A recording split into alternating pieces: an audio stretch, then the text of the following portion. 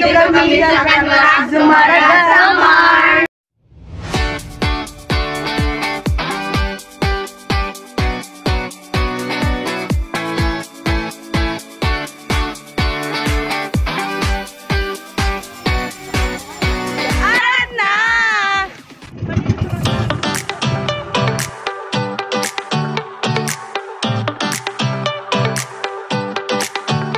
Ayan, andito na kami sa Canwarak, Zumaraga Samar. Target muna namin ngayon ay pumunta sa munisipyo para magpaalam na kami ay maglilibot sa San Sinukob. San Sinukob? Gusto kasi ni Sir Dan na magpaalam muna kami sa mayor. Bangin ko na kami usahon. Ano ba?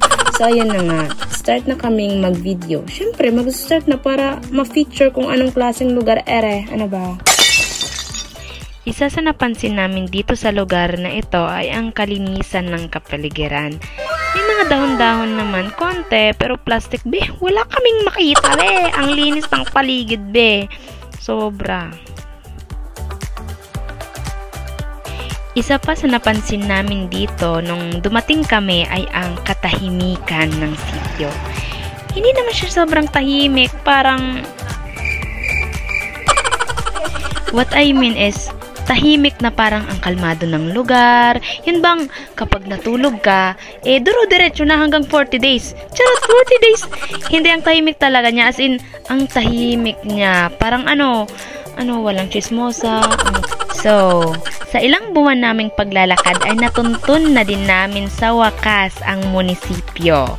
Natatakot pa kaming pasukin ang mansyon. Mansyon! Dahil baka pagalitan kami. Siyempre, estudyante. Natakot ako sa facial expression niya nung una. Akala ko magagalit dahil tumapak kami sa kanilang palasyo. Palasyo? Ay, ang bait naman pala. Pumayag si Kuya. Hindi namin alam kung ano ang kanyang pangalan, pero feeling ko siya yung sinasabing sekretary ni Lola. Sekretary ni Mayor. Ayun. Nayagan kami niya. So, ayun. Lumabas kami at nagpore-pore! Una naming pinuntahan ay ang bilyaran sa tapat ng munisipyo. At ayun, may mga tao. Nakakahiya. Sinablan ng hiya si Juliana.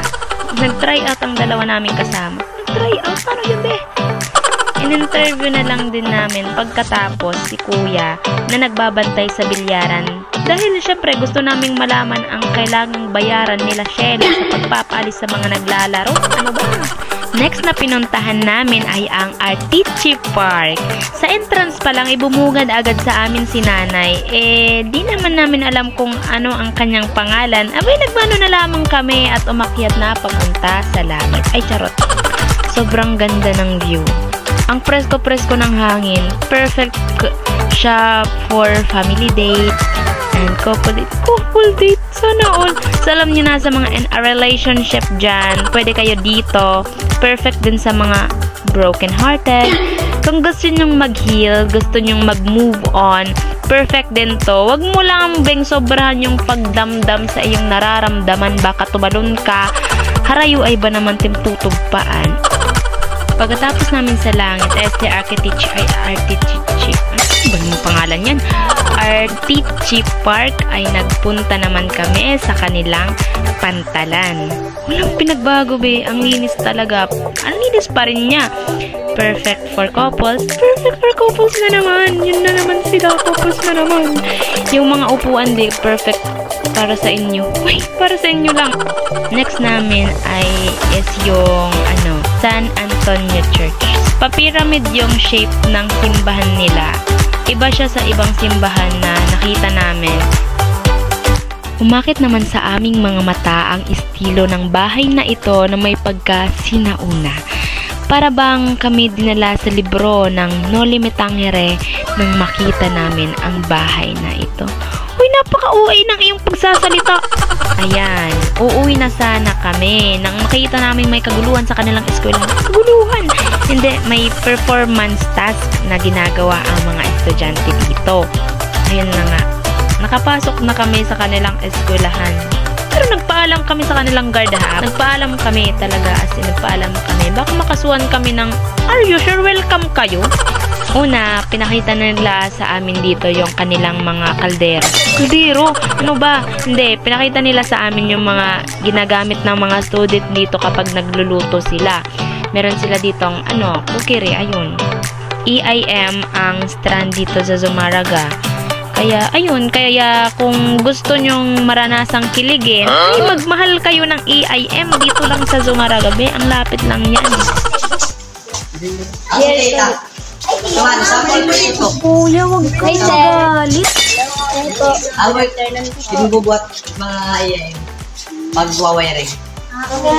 Tapos TAD library. library nga. At naglakad na nga kami pabalik dahil bawal ngang mag-ingay sa library. Kasi library nga, di ba? Library. Success ang aming paghahapar-hapar. Fresh ang hangin, ang ganda ng lugar. Plus, ang ganda ko. Charot! Oh, charot lang. Ibabas nyo na naman ako ha. At dyan nagtatapos ang aming pakikipagsapalaran. Pakikipagsapalaran? Hindi, dyan nagtatapos ang aming paglalakbay.